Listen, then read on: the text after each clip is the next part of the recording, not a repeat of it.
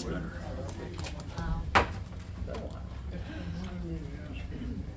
Okay.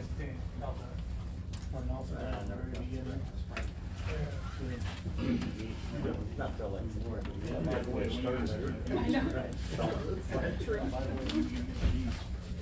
Wish it was under better circumstances. I can do the question now.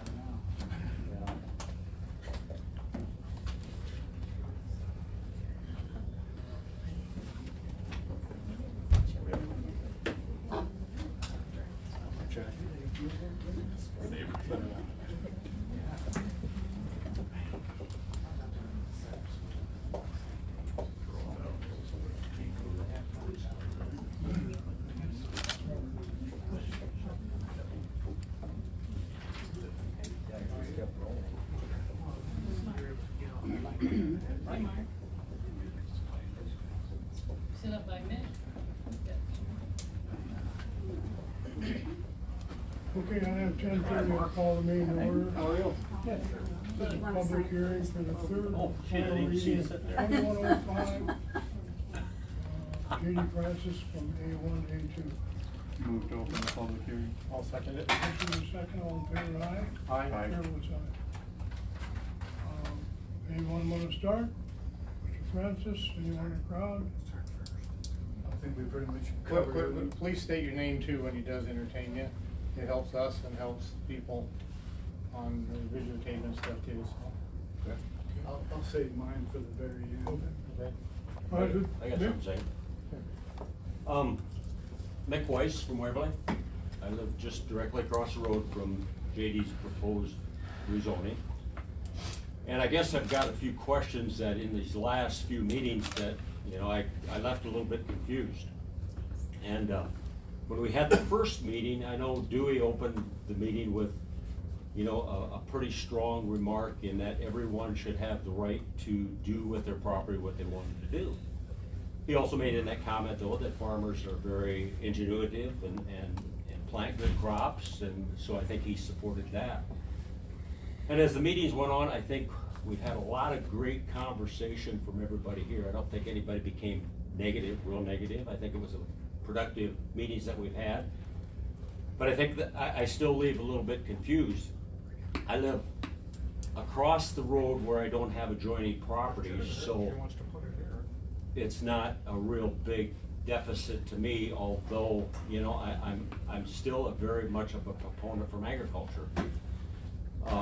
I know you say that we can take 22 or 30 acres out here, 2 acres here, 200 acres here, and it's really not going to affect. I know you stated, Tim, that the city will annex, or maybe if you do, you said that the city will annex land and take that away. Probably me. But you can't change their thought process and what they're trying to do to develop the towns. It's a tough battle to try and do. Their stupidity prevails when they do that, but I can't change that. You know, I have a real problem with the planning and zoning recommends one way, County Board of Supervisors go another way. There seems like there's a conflict there. I don't know why, what there is. I think the planning and zoning gives good direction. Committee from the supervisors gives good direction, but there's somewhere along the line a disconnect of why you don't agree. That kind of bothers me. I mean, you're all elected officials, which everybody in this room has supported as elected officials.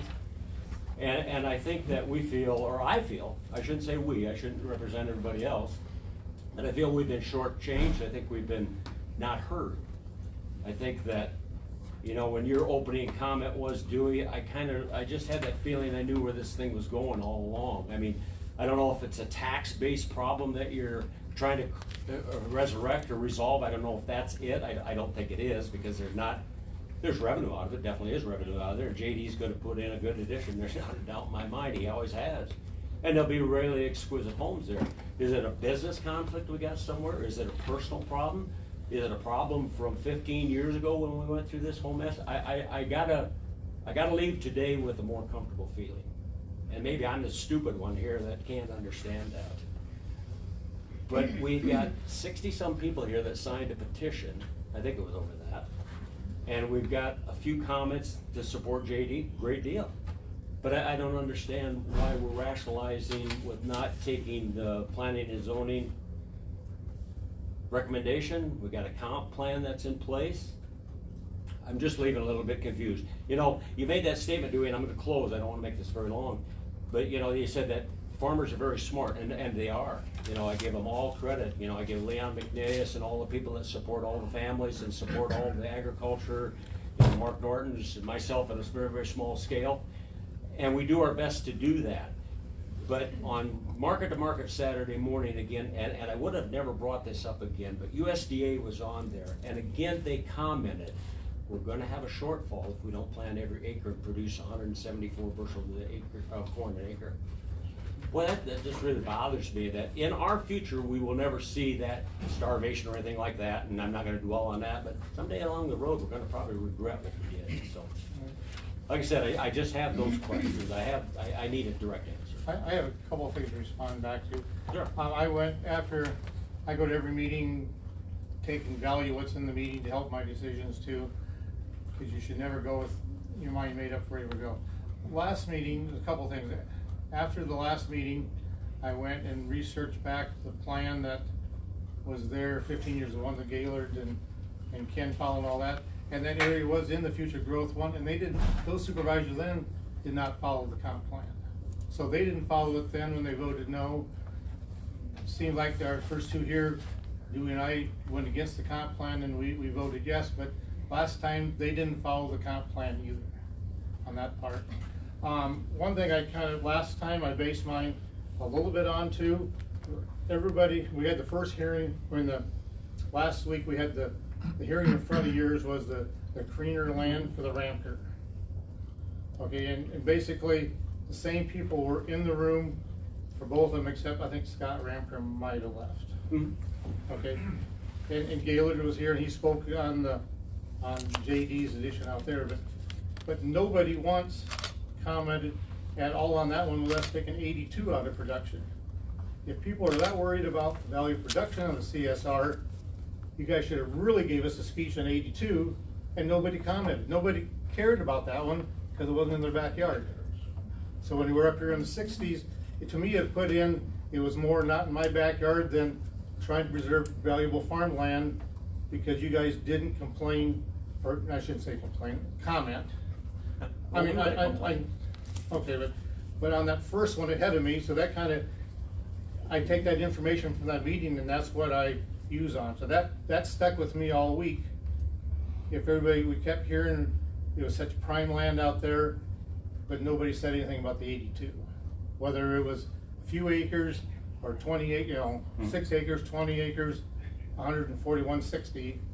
But I'm trying to answer your two questions, but sure. I try to tell you from heart where I was thinking. So. Well, I understand that. I appreciate the comment back, and I'm not gonna dwell on what the Creener was, that's irrelevant to me. I just wanted to know, I guess for myself, are the similarities the same? Should have we contested your 82?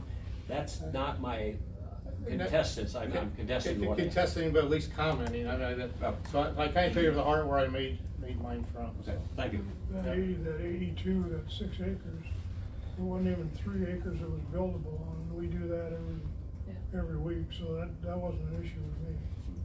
That was my vote for yes. Okay, well, thank you. Good. Who's next? Thank you for your time. Somebody had their hand up back there. Yeah, State your name. Leon McNeil, I commented last week. I thought I made several good points. I'm gonna sit back down. In response to what Tim just said, in that particular piece of property, perhaps it doesn't affect that many people. You wanna talk about this not in my backyard thing. Would you, as a Board of Supervisors, would you approve if I wanna build a cattle facility for over 200 head within a quarter of a mile of an existing housing addition? Would you approve that? Would you vote that through for me? Would you represent me, or would you represent the city? Perhaps you belong on the city council, not the rural council. But those actually to me, would be decisions that would fall with the DNR, more of those permits. But you'll vote pass through nuisance laws holding me liable for something if something happens, like I stated, out of my control. Yeah, we are you willing to, as Board of Supervisors, are you willing to sign some type of liability waiver for me here? Like, if I wanted to build a cattle facility that close to building addition that's already there and been established for all this time, do you have the backbone to represent me? And will you represent me as an individual that's paid, I pay a lot of taxes in Bremer County? And, or would you just say, no, it doesn't make sense? And you know what? It doesn't make sense. I wouldn't propose to build one that close to a current addition because it doesn't make sense. And that's perhaps why there were not as many people at the meeting backing the Kreiners or wherever, I wasn't there at that one, as there are at this one, because I also stated at the last meeting, let's build an addition to raise the tax revenue. Let's let JD develop it. But let's find a suitable location for it, right? That was my point. I'm not sure if you wanted to build a cattle or a hog facility that close. I don't think it'd probably even get to us because you wouldn't pass those enough. I would, if it was an open facility, it wouldn't be an issue at all. Through the matrix thing. Open feeding facility, it wouldn't be, I mean, you've stated that you don't know anything about farming, and you don't, you make that obvious. I am a city kid, I'm sorry. Exactly. I'm sorry. Exactly, but you're making decisions that affect the rural people, your Bremer County Board of Supervisors, and you're elected by the people of Bremer County, not the city. Yeah, okay. I'm not really done. What if I don't know, how will people's decisions get influenced in a situation like this? Now, you're members of the Board of Supervisors elected by the people of Bremer County. I can't emphasize that enough. The majority of the people here are opposed to this thing. This is supposed to be, your job is supposed to represent the majority of the people of Bremer County. Now, you can come up with something like, you know, I've talked to people that are actually opposed to this, or actually approve of this. Well, if I'm a Packers fan and I want to call all the people and ask them what they think about the Chicago Bears, they're going to tell me what I want to hear. I don't know how many of these people are actually calling you and saying that, God, we need this revenue and we need this addition built in Bremer County. I don't know those numbers. I don't know those facts. I also don't know that, you know, say, maybe it's a hard decision for me because maybe somebody that wants to build in that subdivision wants to buy all of my beef from me and have bought them for all these years. I don't know, maybe that would influence my decision some way, somehow, I don't know. Okay. I suppose my phone calls probably have been maybe a little less than 50-50, one way or the other, through the county, but. Where are they? Why aren't they here today? Yeah, where are they? Yeah. And are they calling you or are you calling them? So what's that number? I do not call anybody for an opinion. Wednesday, we had our meeting last Monday. It came out in probably Tuesday's paper, right, Eric? Yes. I stopped in the courthouse here and I had to stop at Fairway at Walmart and do a couple errands for my wife. I did have 4 people stop me in the grocery store that looked me up, not hunting down, and they're all 4 were in favor of it, but they honestly they were not your neighbors. I tell you that. Yeah. Honestly, where are they? Where's your petition? So- We're just supposed to not believe their what you backyard. said. So, oh, yeah, but it has been, you said we represent the people within our Yeah. district, and all 4 of these were within my district. So my question is, what's wrong with caring about what happens in your backyard? Are you just supposed to sit and let the Joe Biden executive order process follow through on all this, everything you do, or what? Or are you supposed to be representing the people of your area? If they're here, look at the people that are here and the people that are opposed to this, and we're supposed to believe that all of these people are for it, yet we only see one. Right.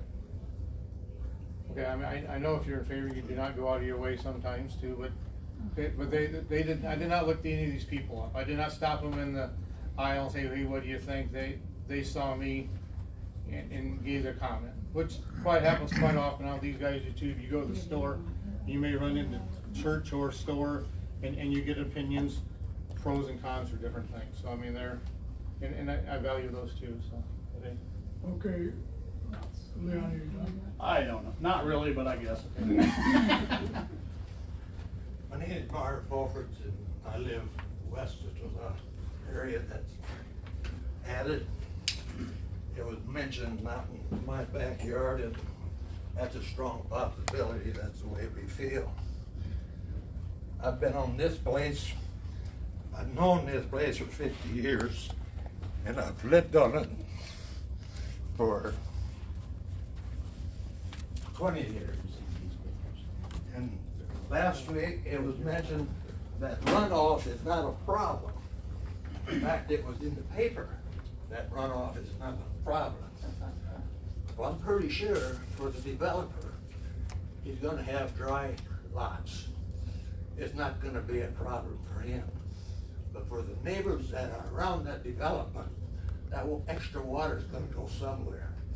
You're putting up 16 rooftops, 16 driveways, a blacktop going through the area with a gravel shoulder that's not gonna absorb water. I've already got water. I've got a lot of water.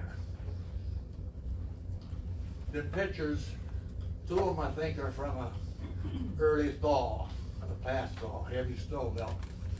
The frost didn't go out. Are they The all water the same? came out. Are they all the same? Yeah, There's, they're all the same. Yeah, okay, Same Each thing. package is the same. okay. I've never had that amount of water until I had rooftops to the south of me. Was eave troughs running my direction. When were these taken, Mark? Them pictures are basically from 2018. This is on the back side. And before the development ever occurred, the water has never come up to that point. I've got pictures, I don't have them here, but that one picture with a small tree line in the back of it, I've seen water 20 feet beyond that. And that's from a development. The development to the east of me is gonna have at least 5 or 6 rooftops leaning towards my direction. Across my hayfield, down across my lawn, down into a sinkhole. A sinkhole takes water at a certain rate. When I get an influx of water at a certain rate, it's too much. And it's gonna be more, not less, more. I got water next to my basement drain pipe now. I don't know what the slope to my basement is, but it can't be that much more. If I get that much more water coming my way, you're flooding me out. I can understand the idea of tearing down the old and building new. But when we got neighbors around here that's got something that they wanna keep, and this project will destruct what they wanna keep. If the water don't come my way, it's gonna go to the south, to the blacktop. That ditch has already got water in it. It's wet, it's gonna be wetter. Not to mention how much water is gonna run behind those houses and how long it might stay there. Maybe long enough to seep into their basement. There is a water runoff problem. There's been water runoff problems in Waverly, but we don't care about Waverly, that's in town, around the country. There's a water runoff problem. And if them pictures don't show anything to you supervisors, then there's something wrong here. There's something definitely wrong here. Dewey wanted to compare the cords, outstretched outbuilding up in Decorah with Waverly. I looked at that a little bit. There's one heck of a development up in the country, and without a doubt, it's in a bean field. But it looks like the development that they got here in this house, South Golf Cart here. There is house after house after house. He mentioned they built on farmland, but it was mentioned, what's sewer system all about? It looks like on the pictures that they're probably connected to the city. It's basically a mile out, and there's other additions up there, most of them up along the tree line. Either a hillside that ain't gonna be farmed anyway. Compare Decorah with Waverly, it's almost fair to say what they're doing up there is wrong, and what we wanna do, we wanna do the same thing. Let's say 2 wrongs make a right. That's what we're doing here. Explain that. Is that what we're all supposed to follow? 2 wrongs make a right? And we gotta go back to that very first phone call that Edna made to JD. Well, I'll believe that. She probably contacted JD. But she was in the middle of a housing construction, her husband just passed away, and I'm sure she didn't call about a development. I'm guessing she called, she needed a painter.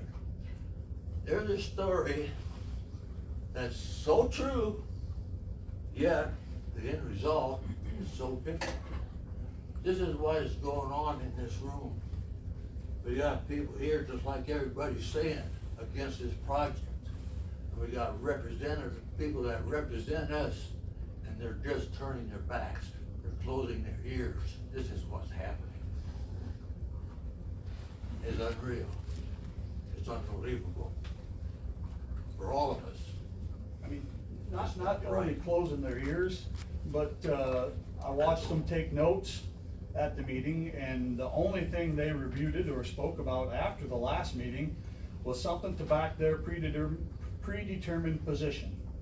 Every comment that was made afterwards, if it was made from the board, was just something to try to back their predetermined position instead of trying to absorb what the public in this situation is interested in. Even after the meeting was closed to public hearing, Supervisor Hildebrandt, you posed an open-ended, I felt kind of a smart-ass question to Tim back here in the corner about what about them windmills east of Waverly? Did they take some ag ground out of production? Well, you should have asked me, because I own the farm that one of them's on. And it takes less than a half an acre out of production. And it was there before I bought it, and it provides a service to the community. And I don't feel that your position as an elected official, that you should ask that type of an open-ended question at the end of a meeting after it's been closed to public comment. I feel that was a wrong, not good leadership on your part. Okay, who's next? I'm Bruce Gipple. I live in the area that we're talking about. And I really feel, starting with Mick and Leon and Marv, has taken a lot of my material that's already been said. And so I'm not going to repeat that. But I do want to ask, you guys are elected by the people. You should represent the people. And there's 62 plus people here in the area that says you are not doing this. I really feel that you had your minds made up before the debate even started. And we voted twice already. The first time, maybe. You voted to approve this. And the first time, maybe. The second time, why? There's a lot of material been passed out to you people.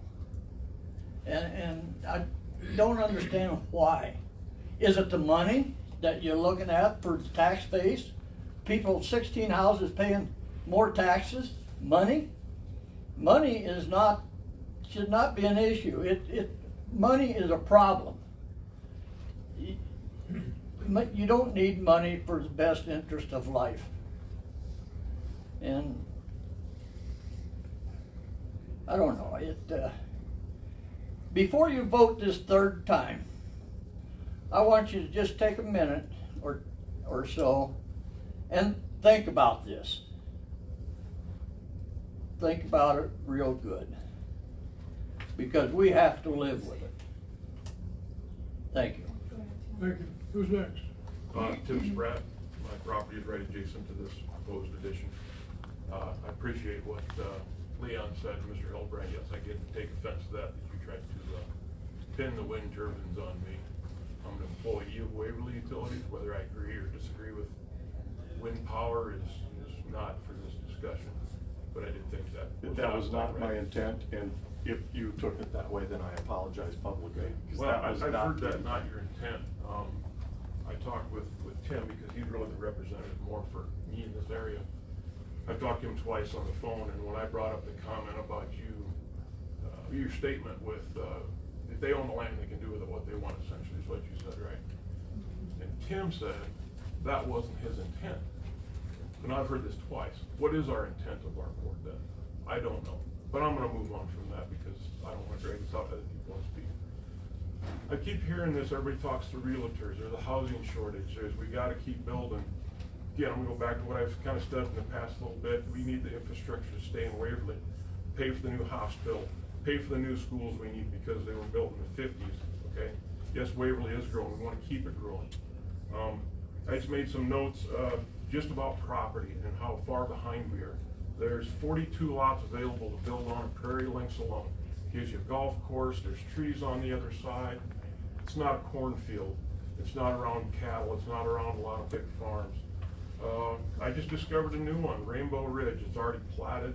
It's outside, it's on the unincorporated area. It's acre plus lots on 4 CSR types. So that adds another 19 plus. I don't know if I got an accurate amount. That adds 19 more to what Tim said, the realtor claimed that there's only 11 acreages in Bremer County for sale right now. How long have they been for sale? A month, a year, 10 years? People want a lot of money for them. Took me 4 years to find the acreage that I wanted. I wanted to move back in that area. It's where I grew up. Took me 4 years for the cappers finally to put it on the market and divide it up. I didn't take any ag land out of production. Okay? It was wooded area. Brace McKenzie, he didn't take ag land out of, even though it was a spot zoning, he didn't take ag land out. Okay? JDS built in some spots that, yeah, made sense. Okay? 4 CSR. Whichever one down by the river is, it was all sand. I hunted that ground. I know it was all sand. Okay? So it just makes sense to me that we already got more outside the incorporated area. Okay? That's what the comp plan to me was for, is to help promote moving our community towards the community, towards the county seat, towards the towns. Sumner, Iowa has annexed more land out by them, farm ground. Now we got the city owning farm ground. Okay, and that's good farm ground. Mr. Hildegren, I believe it's right behind your house. Okay, Plainfield, yeah, it's not really grown. That's unfortunate. You know, there used to be a nice little town. The highway probably took that away. But they're not taking any land right there. It's really kind of between here and Denver. Denver and Waverly's got the outlying areas. That makes sense. I drive that. Our electric system goes down there. I like driving all the time. It's hilly, probably unfarmable, a lot of woods. Makes sense for more housing development to go that direction. Not out in the flatland. I mean, I look specifically around Sumner and Frederica and Reedland and Plainfield, and there's no outlying additions out there. Why don't they put them out there if they want housing additions out there? Plainfield gets flooded from every direction we have, basically, so I mean, that's one reason. They've been looking at different ones. We get flooded from the west, and we get flooded from the south, we get flooded from the east, maybe a little bit to the north, but the railroad track runs. I'm glad you brought up flooding, and that I'll part. continue with what in Mark's statement. I live right there. My house faces C-33. The neighbors to me, the Johnsons, aren't able to be here today because I'm sure he's probably having a baby someplace. When it rains hard, that little swath of land just between my driveway and his is 1.5 feet deep. Okay, I've walked across it when it's raining that hard, and that's just come off the hill portion there. Okay, so again, where's that runoff going to go? Is it going to come more towards me and my land, more towards Marv? I mean, like Mr. Gipple said, it sounded to me like after public comment, the very first meeting, it was yes, yes, no. Like the minds were already made up. Tim, you told me you went in with an open mind, but boy, after the first meeting, that was a pretty quick yes. And I just kind of wonder where all this yes comes from when, yeah, it's so many people here opposing this in that area. Yeah, not in my backyard. What's wrong with that? What's wrong with not in my backyard? Okay? I moved to the country, so I wouldn't have people in my backyard. Now, what do I get for paying up for an acreage? Now I got, well, they booked this, right, they say 16 homes. Do we know 16 homes?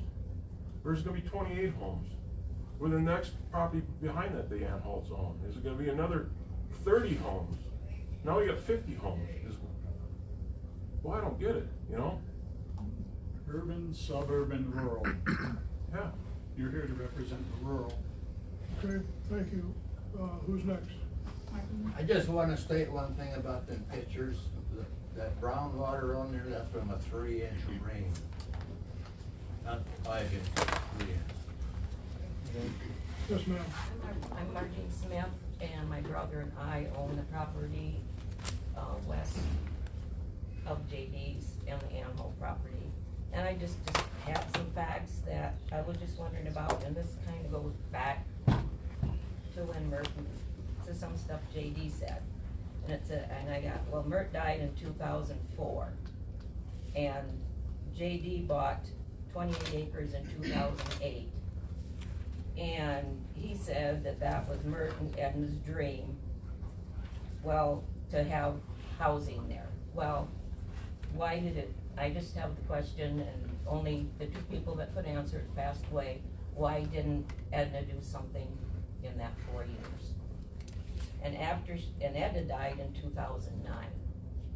And then after she died, the farm was sold at auction. The Anholt boys, Dale and Mark, could have bought any of the land, but the only land they bid on was 36 acres on the south side of the road, connected to JD's 28 acres. Dale sat right beside JD the first time he was turned down on that development. So I hope you are prepared to go through all of this again, because the Anholt's 36 acres will be the next. My brother and I have land, and it's been in my family since 1942. With a lower CSR than his. It's being farmed right now, and it produces so don't tell me that 66 CSR is not good. We're making money off of this, and so is the farmer that is farming it. So that's no excuse. The farmer that is farming Anholt's and JD's would not be farming it if they're not making money.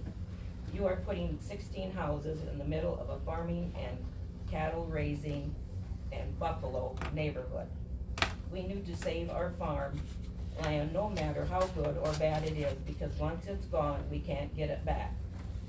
When land is taken care of, there is no bad farmland. And I have a comment that was the Waverly newspaper had it on the video on Facebook. And I have a comment to my son commented on the video. And I have 4 boys, and they have hunted that land since they have been young, since they were little. My dad taught them how to hunt on that land. And when 16 houses go up there, their hunting is over on our land. And this is what the comment was on Facebook, and this person doesn't even live in Bremer County. And his comment was, you gotta remember, it's all about money. Everyone wants to move to the country and change everything around them to make them happy. Small farmers are a dead breed. We're getting pushed out by big boy farmers and people who don't give a shit, and people who don't know shit about farming and family traditions. And I have a picture here that did come up on Facebook this morning, and I want to give it to you. And I think this kind of says it all. And you guys can look at it.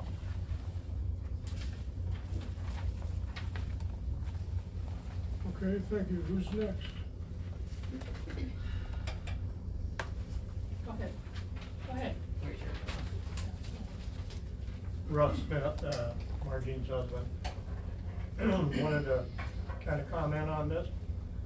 I truly feel sorry for Dr. and Mrs. Johnson and the Bruners. For had they known that land around them was to be developed, they would not have bought the land that they had recently purchased. They bought the land for the peace and quiet, the wildlife, and the view that's in the area. My general mood went from optimism to contempt for this entire ordeal. I feel like a puppy who's being housebroken, having my nose rubbed in a mess I made on the floor, forcing us to accept a development that never should have made it this far in the first place. if you had followed the comprehensive plan. Mr. Kamler is the only person who is listening to our voices. America needs farmers, just not in Bremer County. Thank you. Kathy. Ken. I'm Kathy Folkerts from Waverly. Our land is just to the west of this proposed subdivision.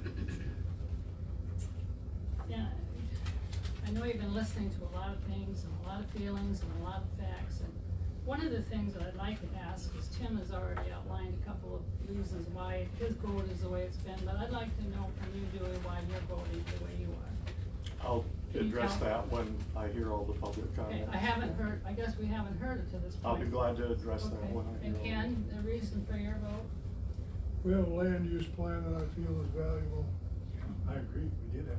and that's why I'm voting Okay.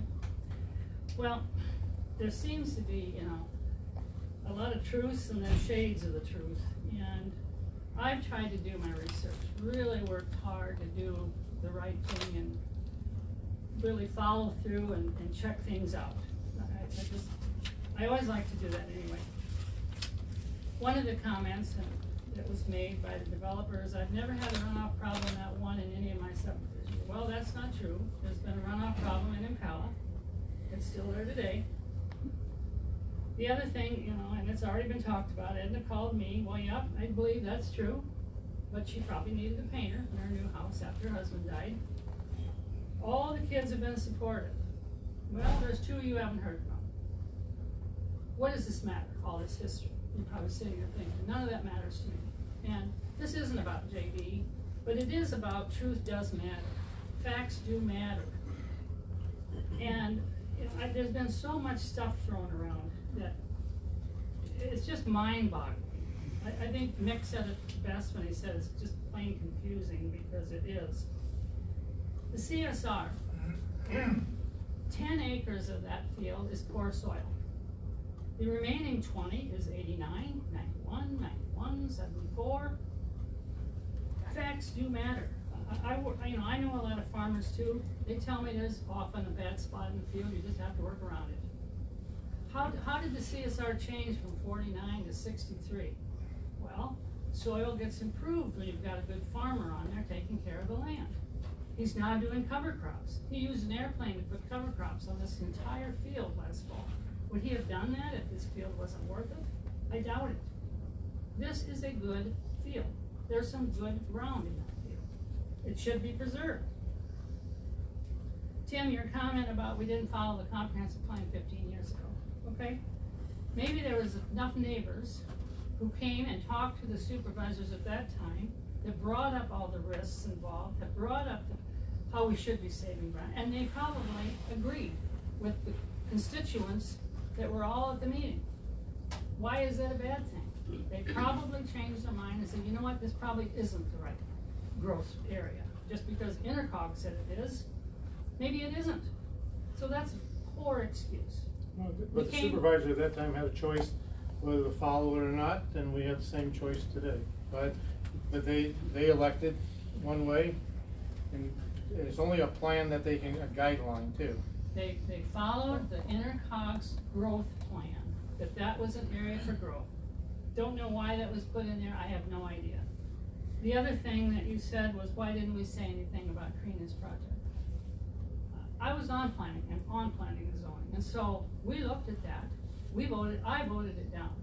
Yeah, But what I learned at the hearing was it was very problematic to farm that little strip. I didn't know that at P&Z. Nobody brought that up. I didn't realize it was gonna be that difficult, so I didn't say anything.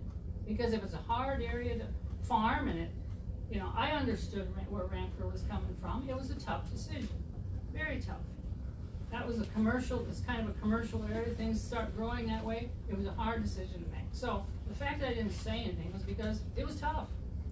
Tough to say anything about that one. So, the 10 buildable lots, Tim. We've only got 10 buildable lots in the county. I thought about that and I thought, you know what? This is Bremer County. How big is Bremer County? Maybe that's quite a few. So I made some calls to some realtors too. Okay, And what they said to me was, buildable lots? I'm not sure what that means. she checked But- them out, multiple listing, the building lots for sale, so it's And not I developed. talked to multiple listing realtors too, and Okay. this is what they told me. Okay, Usually have a handful, but usually what people do is they go to the realtor and they say, I'm kinda looking around for 3 or 4 acres, maybe 5, maybe even 10.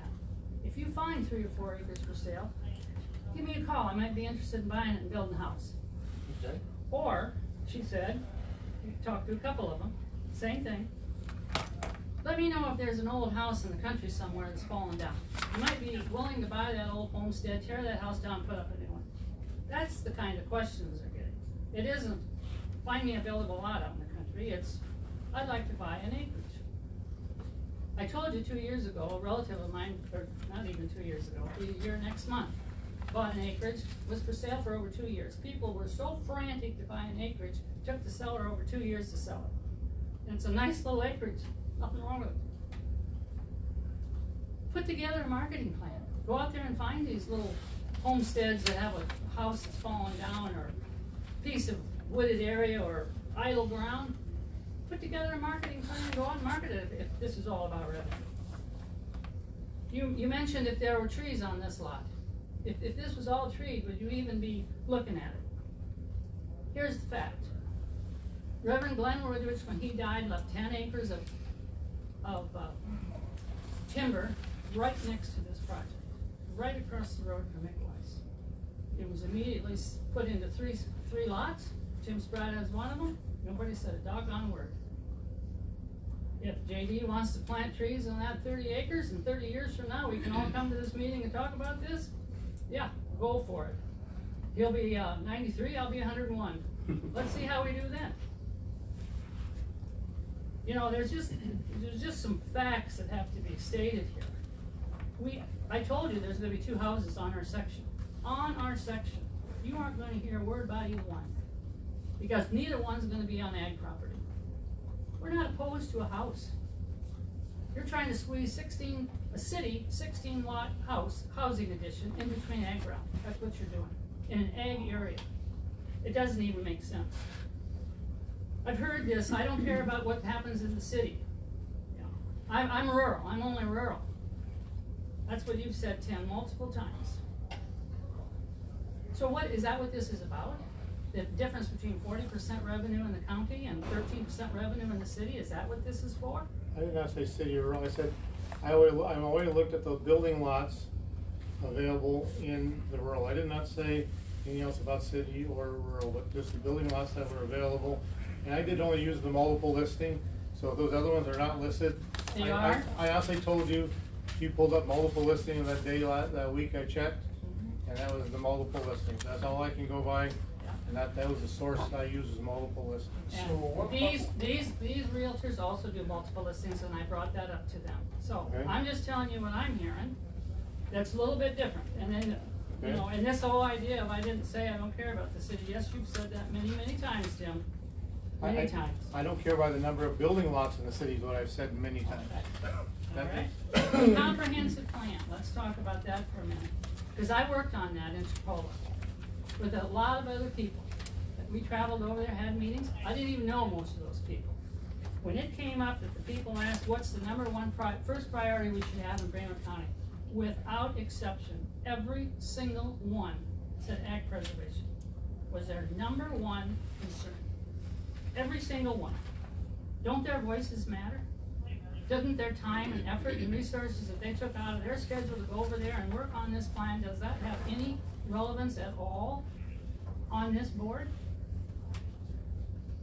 The comprehensive plan does matter. It should matter.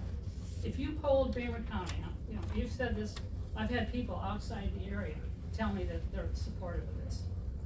I'd really like to know who they are. First of all, they probably don't have a clue what we're dealing with over here. They don't know about the runoff. They don't know about Bruce Gipple putting a nature preserve together for the last 50 years. They don't know about our traffic concerns. They don't know about our septic system concerns. They don't know that it's shale and limestone underneath this ground that's going to create health risks for us that have low, not very deep wells? So what do they care? Do they really know all the facts? I doubt it. If you polled every person in Bremer County and asked them if this made sense, I bet you $10 that at least 3/4 of them are gonna say, no, it does not. Because it doesn't. Okay, let's look at some facts. Because I've heard this is all about revenue. That's what I keep hearing. Judy, would you mind? I put together some revenue facts, because I wanted to know. Just exactly, what is this gonna do for Bremer County? And I'm using your 40%, Tim, that you told us, Okay, and I'm using the 13% for the city that you told Okay. us. And I worked with your auditor and your assessor. Both agreed on these numbers. We have 16 homes at $350,000 apiece, $5,000 a year in taxes. That seems like reasonable numbers. That's $5.6 million in valuation, of which $3.15 million is taxable. You take that $3.159 million taxable times the tax levy for Lafayette Township, which is 24.12707. That equals $76,215. Times the 40% of the county share, that's $30,565. Spread over 20,500 taxable parcels. If those same 16 homes were built in town, and you got your 13% revenue, you'd get $18,000. We're talking about a difference of $12,565. Is it worth it to ignore everybody in this room, to ignore your constituents, to ignore your comprehensive plan, to ignore your planning and zoning recommendation for $12,565? The sheet on the back is about what does it mean for the farmer? What does the farmer spend? And I got this from farmers. I told you before that you look at economists, you can go and look everywhere on the web, talk to anybody you want to. Economists say dollars turn over 7 times. This is what the farmer is putting on this ground. This is what he's spending. This is what he's taking off. Those dollars matter too. That goes back into the economy. That turns over 7 times. It helps our county, helps the economy. It's just unbelievable that we're not looking at that, really. So bottom line is, and you've heard this several times from different people, is that, we don't feel that we're being heard at all. That we've answered every single objection. We have commented on every single statement that's made. We've disputed many of those statements. Are you listening?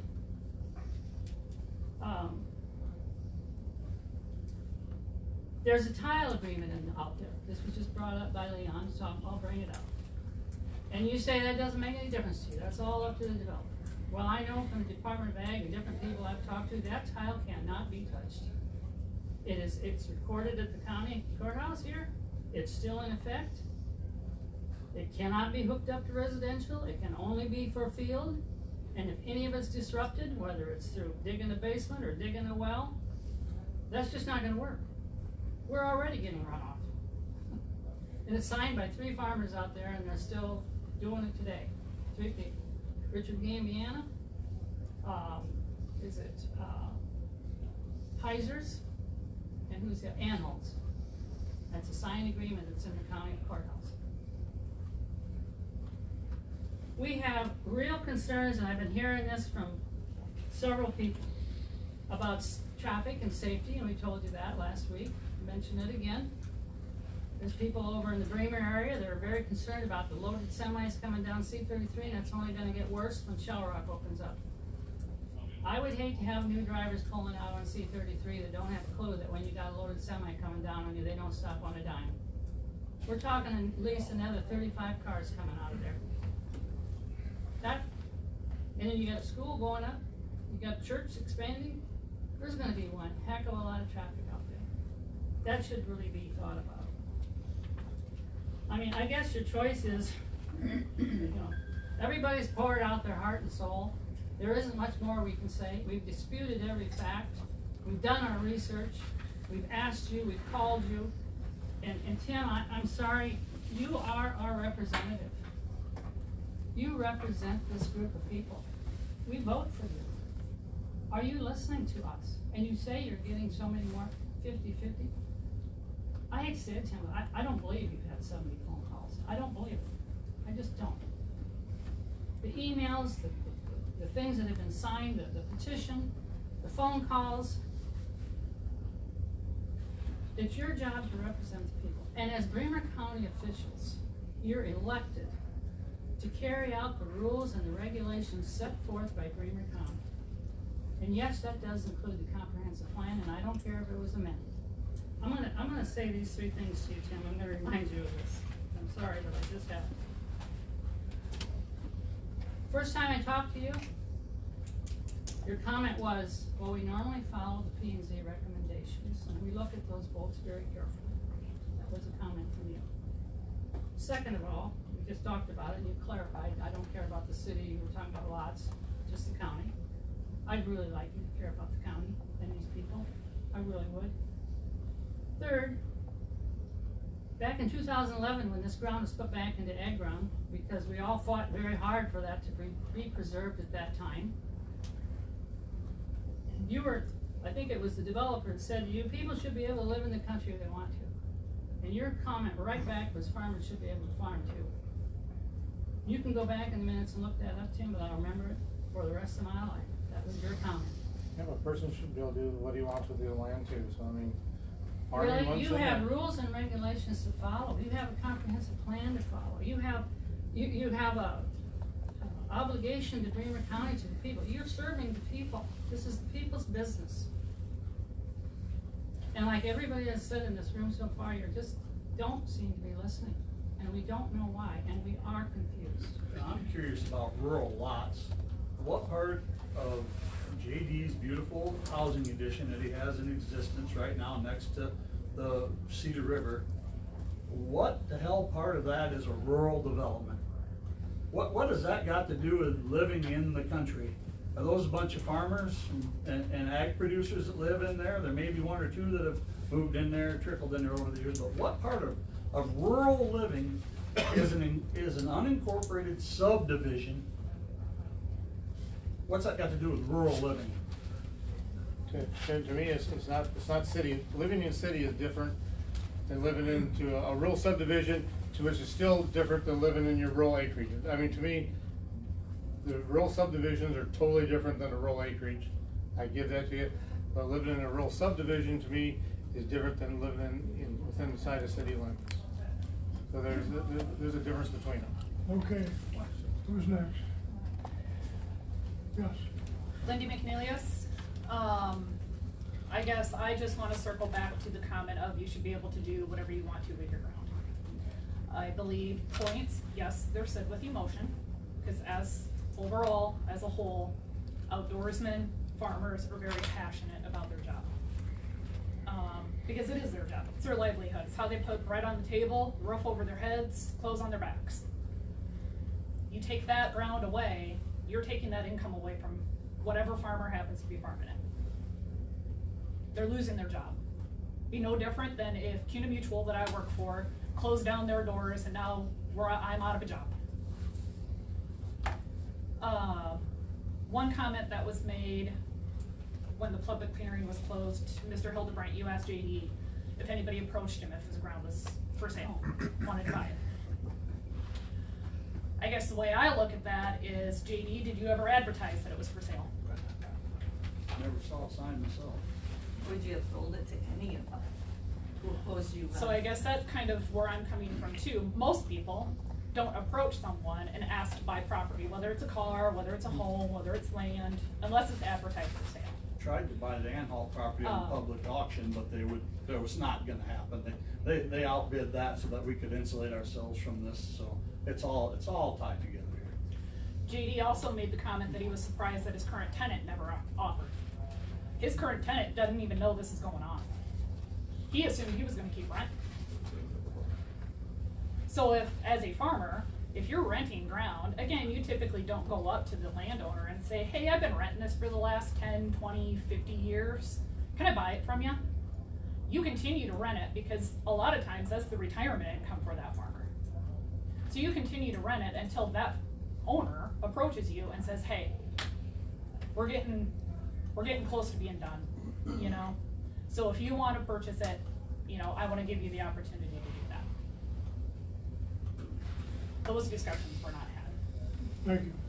Nick? One short comment, you know, Leon mentioned on the sale, and I was there, Leon was there, numerous people were there. And What sale are you talking about? the sale of Edna's property, my apologies on that, when it was sold The at 28 auction. acres we're talking about now? Yeah, and the whole farm was sold. Nobody bid against the Anhalts because they just felt the Anhalt boys wanted that for their memory, so nobody bid against them at that time. That's the reason that got sold to the Anhalt boys. Sorry about that. That's all right. Who's next, please? Gaylord, anything? Yeah, Gaylord Hinderucker, former board member. Was, I've been listening to all the comments being said here today. The folks are really pouring out their heart. I really don't think two of you, Tim and Dewey, are really listening. You're hearing, but you're not listening. To be able to vote something up or down doesn't necessarily mean it's right. So I think if you was really paying attention to what the folks are really trying to lay out to you here, it would make a total difference in what's being said here. I've tried to follow it all here as best I could, you know, and trying to watch you people up there, Ken and Dewey and Tim, your expressions or non-expressions, you know, and trying to read your reactions, kind of, you know, and so forth. And from my experience on this issue from 15 years ago, it really hasn't changed any. The issue hasn't changed. My issue with this has always been very, very simple. Preserve good producing ag ground. It's that simple. It had nothing to do with anybody's backyard or anything else, even though all these things have been said is very, very important. And I appreciate them. And these folks are really trying to promote what's in their best interest. I don't know if you, Tim and Dewey, if you're really listening to the will of the people here that you're striving to serve, you know. And if you were really doing that, will your perspective be different? You know, I think it would be.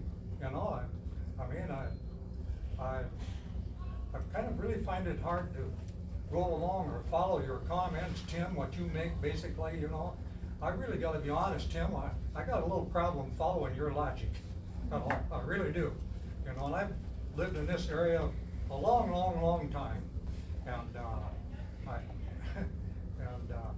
I guess someone asked me here not long ago, Gaylord, what's changed since you've been on the board?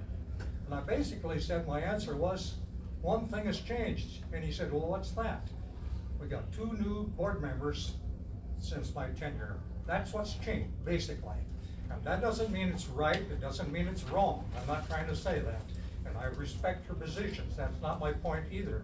But I just think you're playing wrong in doing what, at least up to this point, what you're doing, so.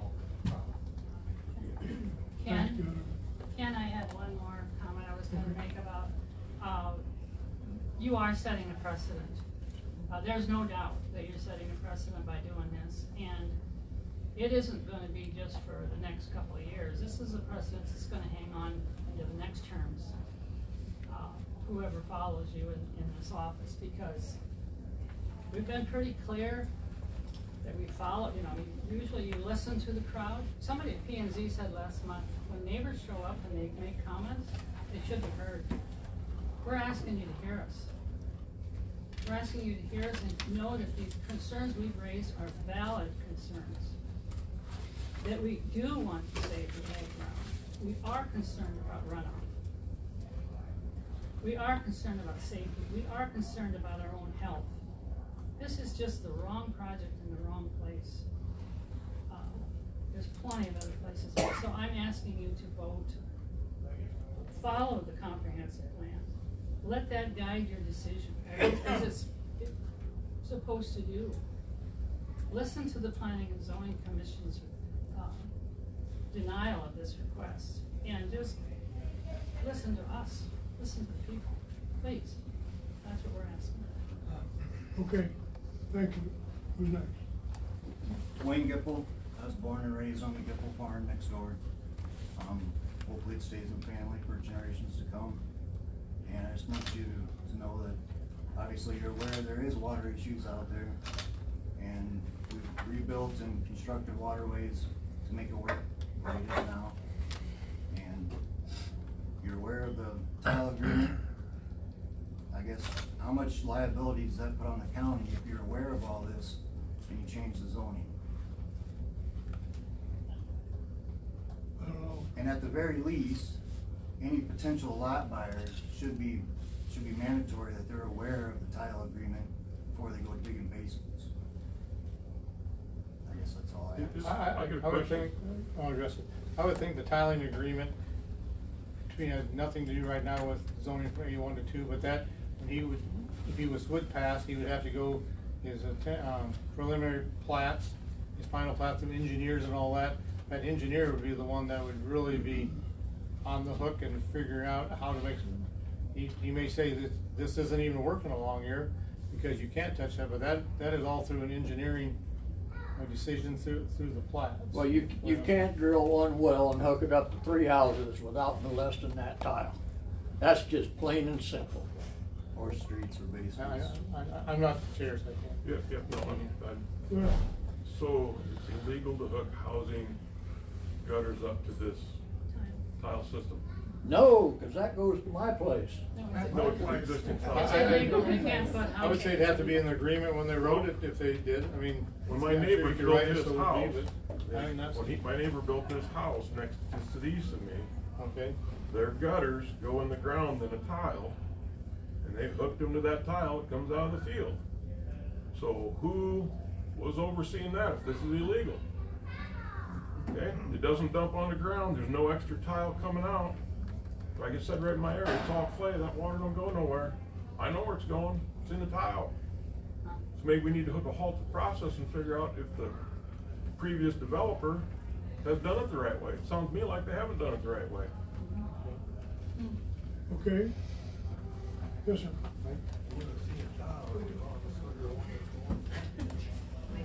Michael Aubrey from Kathy, I have to apologize to you because I told you I wouldn't get up and talk to you. There you are. But sitting here, and I start my Monday mornings out with a men's Bible study. This whole issue was part of our Bible study. It was introduced to me by my fellow Bible study members and asking me, why am I involved with that? And my simple comment was simply out of my sense of good stewardship of God's creation. And I've tried to keep individuals out of this, but I guess I can't at this point. Tim, or my end, I feel a little different than most of you here. My property and interest is not immediately adjacent to this rezoning area. And I've stated why I'm let myself get pulled into this, my sense of stewardship. And Tim, you said that people approach you. I have people that have approached me also. And I say, well, we would appreciate your support if you believe that we're doing right. And their comment bothers me a little bit about our society.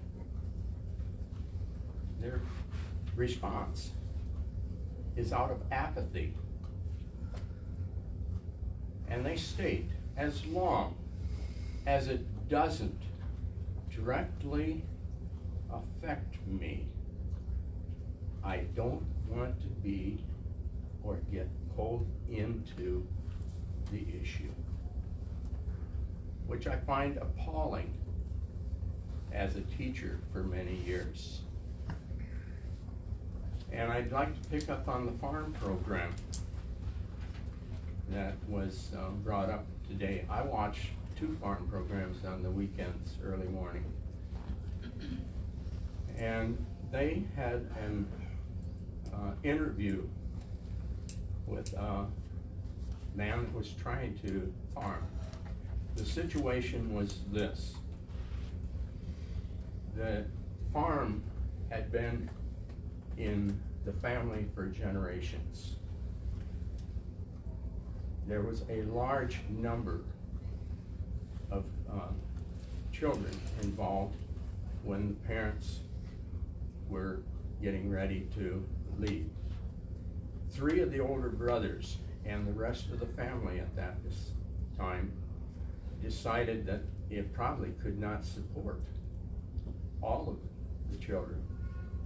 So they all were in agreement that the 3 older brothers, and they all let them set up an LTD and that. But the only people on that LTD were those 3 older brothers.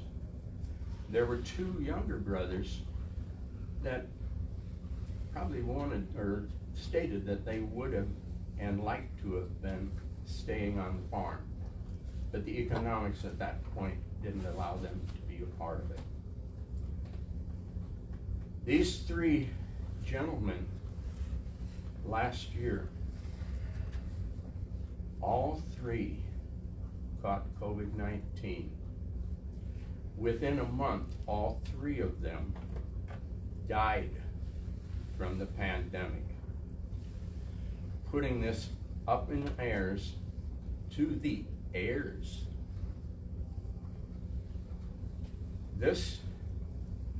These 2 brothers, they wanted to keep it in the family, so they wanted to keep it going. They wanted to try and work it out with the rest of their siblings. The rest of their siblings wanted the money. Well, so it goes up to auction. We've heard that today happen. The local farmers and the local financial bankers in that felt strongly enough. No farmer bid when that was in the auction. And the problem was, there's a lot of money out here, and absent landowners, what became absent landowners, actually bought that property because they had more money resources than even that community that was all supportive of these 2 gentlemen. Between the community and the gentleman, he was able to save the farmstead and a small 100 acres and that. But the rest went to someone that will be, or is at the present, an absentee landowner.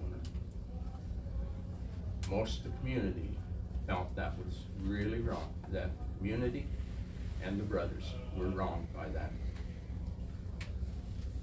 And so, with that, and this last part, I hesitate to even bring up, but I have heard some comments about this.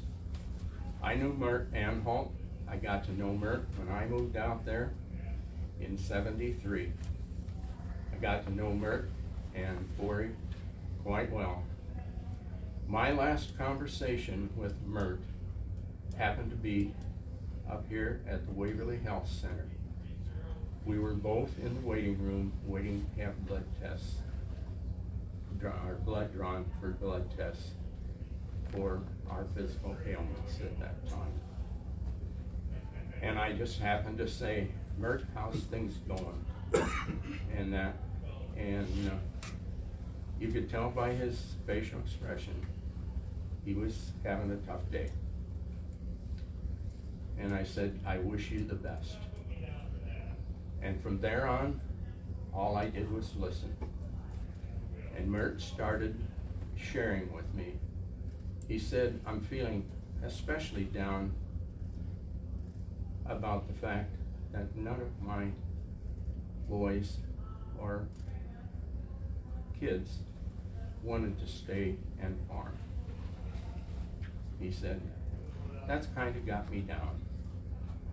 But he said, I have a young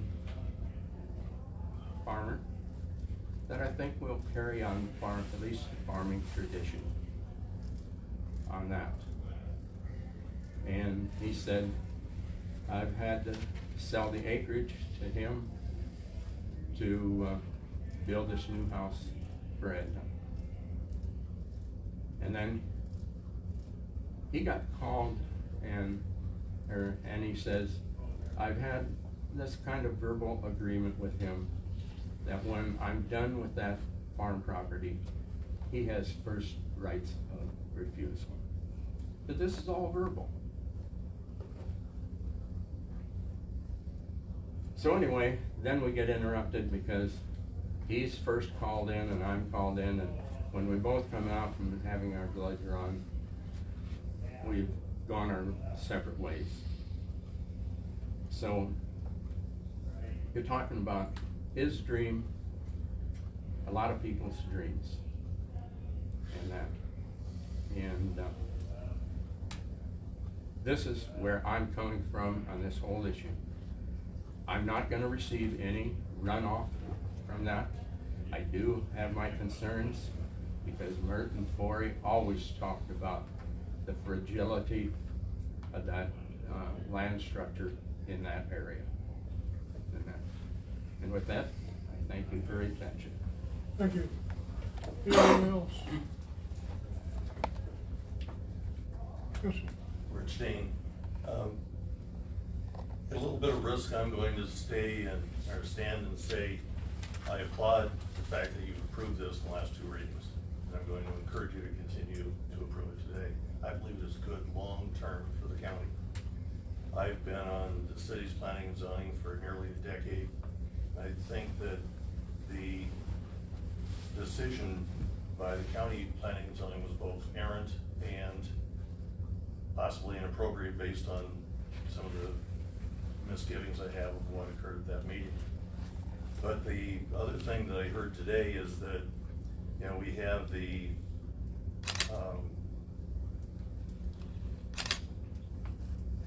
let me say, I think the most overriding responsibility we have is personal property rights. In America, we've had wars fought, literally, when people try to take away the rights of personal property ownership. We're not a communist country, we're not a socialist country, we believe in free enterprise, and JD as a developer has the right to develop that land. I, as a developer myself, have had people come to me in the past and say, can I buy your land? We didn't sell it at that time. So, no, people do, as any businessman, come forward and say, can I buy your land? And no one has come forward that I've ever heard of wanting to buy JD's land. And I think that he has the right to do with it as he sees fit and keep his employment going. And you know, I really think that I could get into numerous individual pieces, but frankly, I just encourage you to approve it unanimously this time. And I thank you for your time. Excuse me, I missed your name. Rich Dane. So we supposed to go to war? Who's next? Right here. Mark Norton. I'm sorry. I lived out there for over 30 years. Sure, Mr. Dane wants a housing addition, he builds houses, you know. It just seems to me that there's no sense to me to touch on all the other issues because all the points have been made, but I mean, there's no sense. I farm, Mick Weiss, Leon, we're all farmers around there. We all help each other, we're neighbors. And, you know, it's just, I hope you guys listen to these people. Okay, thank you. Anyone else? There's one other point I wanted to touch on too. Is Mr. Neil, he's on the board, and I think it's a conflict of interest, because you build kitchen cabinets, don't you? I used to, I no longer do. Oh, you no longer do? We work 100% with the razor knives, they're knife blocks, but I guess I've done this 30 years, until you came to the meeting here, you and I have never met before. I've never met Dewey either. I know, but Neither one of them. even in construction, you've never been No. painting in a house the same time I've ever done. I've done 100. I do not do JD, I've never done his, and I've never, Mr. Dane, I've never worked in your houses. My wife and I have the oak tree, so I do custom kitchens, but I have never. You made the comment when the meeting first started out about CSR. That's what switched you. Well, on my ground there, right north of the house, that's in the 50s. Okay. The last 4 years, my corn's been over 200 bushels the acre, and my beans 5 years ago did over 70 bushels the acre. That was on scale going to town. So CSR should not play a factor. Farm ground's farm ground. It's how you maintain it. Okay, I take that. So those numbers they gave you with the 185 and the 50 are probably low compared to that. Yeah. On the money. Granted, we've had good years, Yeah. but I'm sure you've had some years where everybody's had bad at the same time too. everybody that's farmed Yeah. has had a bad year. Our farm is a gamble. Anyone else? Mr. Francis? Well, I really don't have much to say, but the thing that I don't understand is why do I have to plant corn? No, Thank you. Appreciate it. I don't have to plant We corn. wouldn't trust you, Glenn. Then why did you buy a farm, I guess? Yeah. If you don't wanna plant corn, why'd you buy a farm? Yeah, I'm a businessman, just like you're a farmer. I don't take that farming away from you. I don't care Well, you that you are. farm. Yes, you did, and yes, you are. Okay, all right. My cattle are directly affected. Another by thing this. about, I sat with the Anhalt boys many times back in between 2006 and 2009. I sat with Mert. Matter of fact, I bought his truck before he passed away. And it was Edna that contacted me, and this doesn't even matter. We're talking 15 years ago. I mean, it doesn't matter, but all of this talk, and I talked to Dale Anhalt yesterday on the phone, and the fact that the Anhalt family was so much against taking that 24, I think it's actually 25 acres if I got to looking at it, but taking that out of production is totally false. Edna showed me a picture in the Waverly newspaper, and it was in color. I'll never forget that. She called me to her home, and I went. This was in January of 2006, and she cut it out of the paper of a comp plan that was in color of her field being placed into residential. If you guys will remember, the field was not for sale then. She wanted me to rezone it for her, so then the event that she passed away, the Anhalt family could sell the land for development costs, not farming costs, because there is a slight uptick in development. So I did that, and of course failed miserably. They did not, the supervisors did not follow their own comp plan, and we all know that's history now. Edna relied on that comp plan, but it didn't work for her, so it got changed, whatever. When all of the disruption and all of the neighbors that came in at that time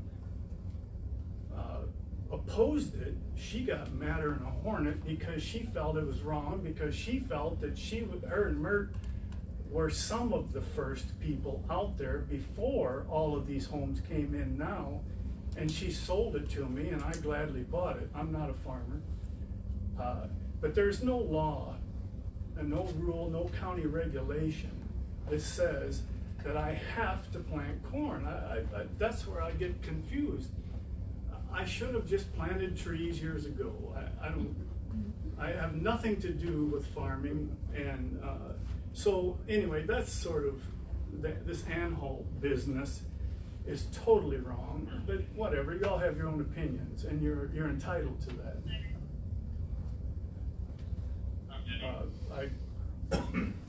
It's all homes now out there. It's really not a lot of a farming community on my side. There's roughly 40 acres that attach to my 25 acres. And the Anhalts own that. They did not buy their own farm.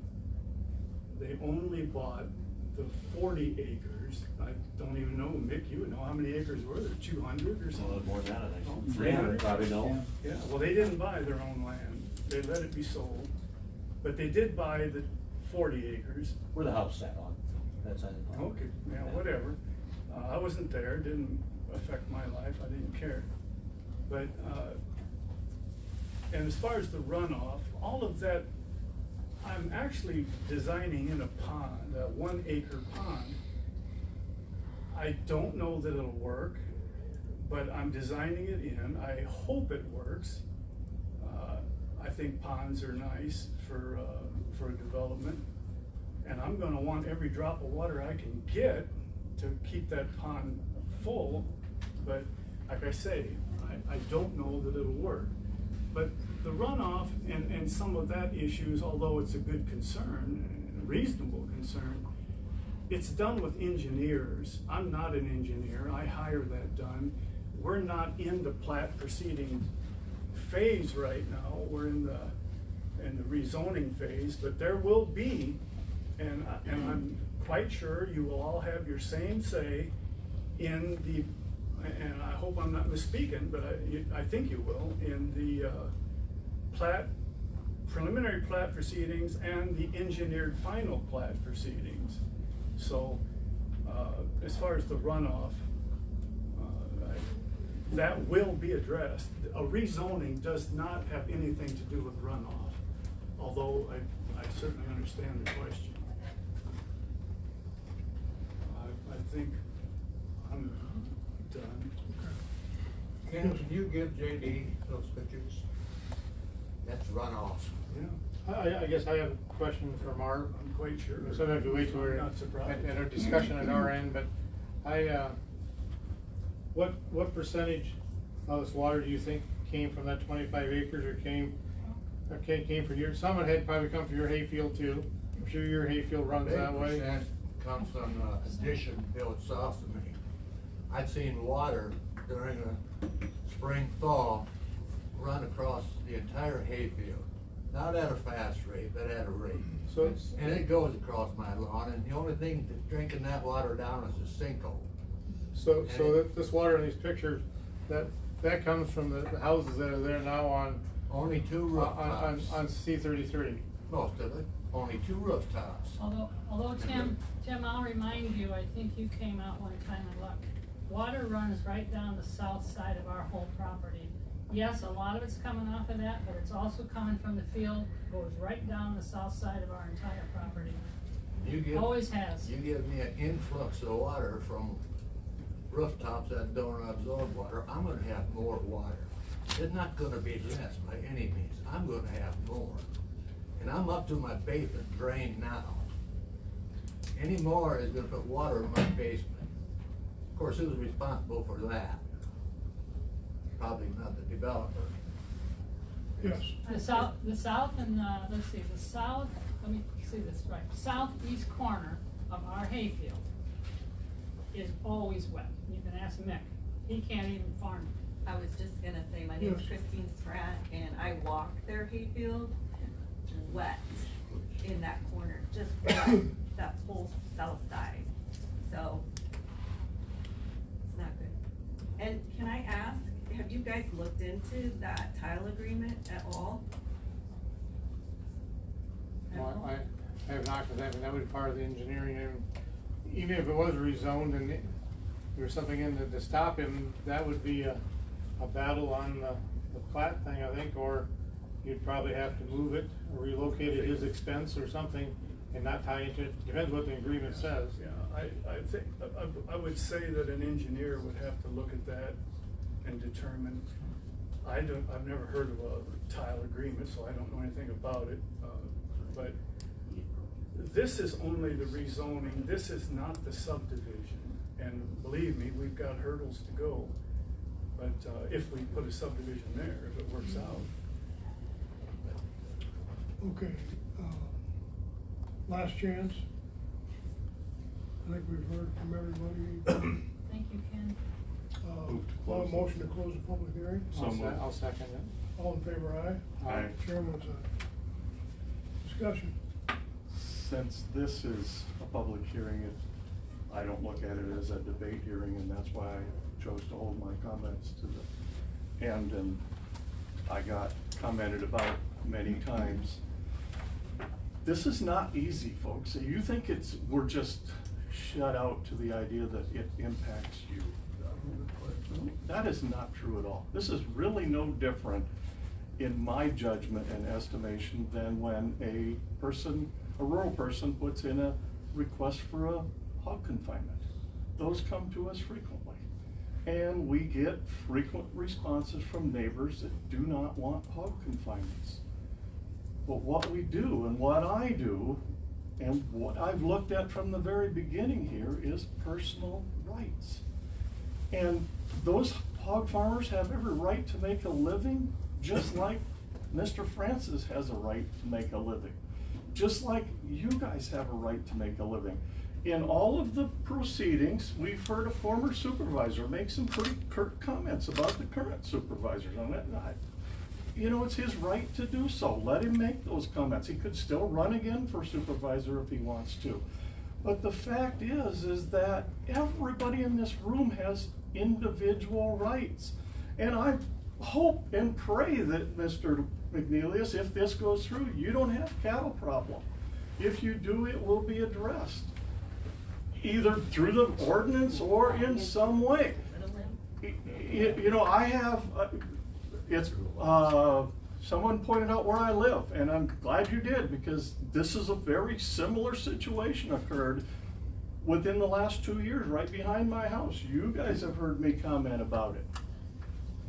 There is I believe it was 14 acres of farm ground that turned into a couple of retaining ponds and a great big weed patch. We've already noticed that there's a tremendous difference in our water runoff.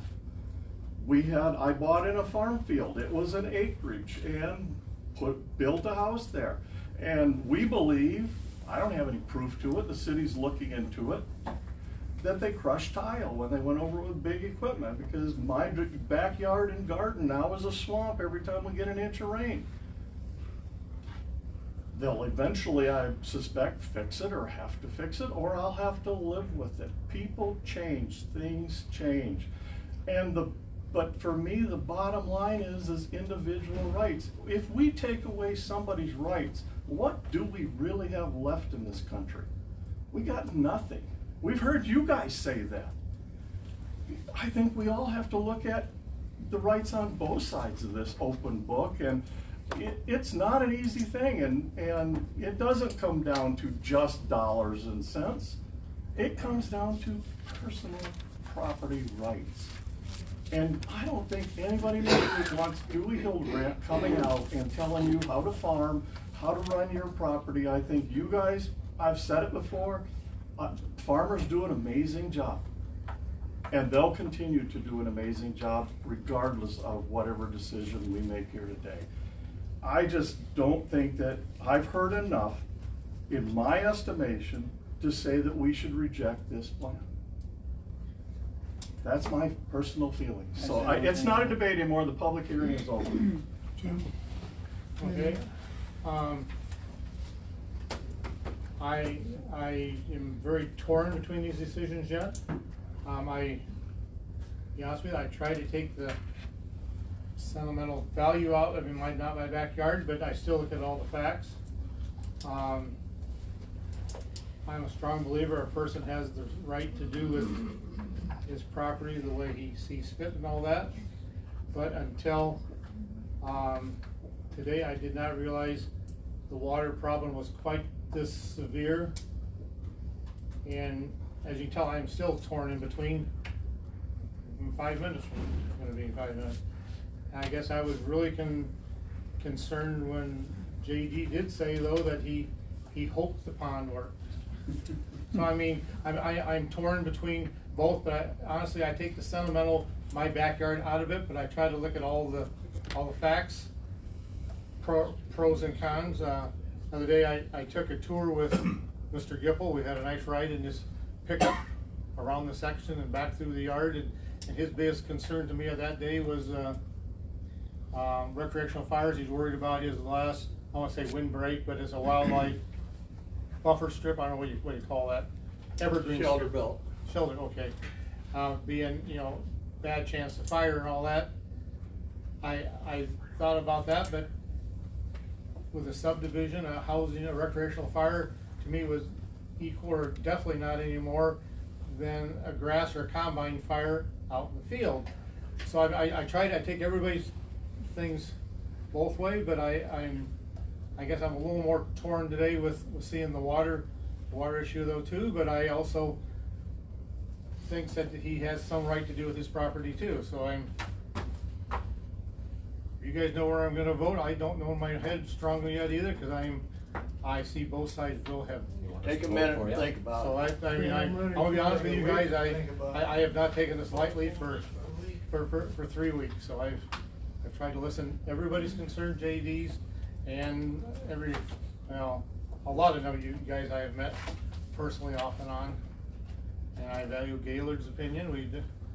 We have not always agreed, but we agree sometimes, and we're still friends, so I mean, and I like somebody sometimes to come enlighten us too, so. That's the worst. I don't have anything to add, I'm ready for accept the motion. I think one other comment that I would like to make is that the 15-year ago decision went, as I recall, all the way through the court system, maybe even through the Supreme Court. I believe it did. And the courts, if my recollection is correct, and I think it is that basically said that it's not up to us. It's not a court thing. It's up, sadly, to Board of Supervisors from your perspective, or sadly from Board of Supervisors from his perspective. It's the decision is a local decision for a lot of reasons, and I am gonna move to approve the rezoning as requested. I will second it, so I can still vote my own way, but I will second it so we can vote on something. We have a motion and a second. Any other discussion? Mr. Hildebrand? Aye. I vote no. Mr. Neil?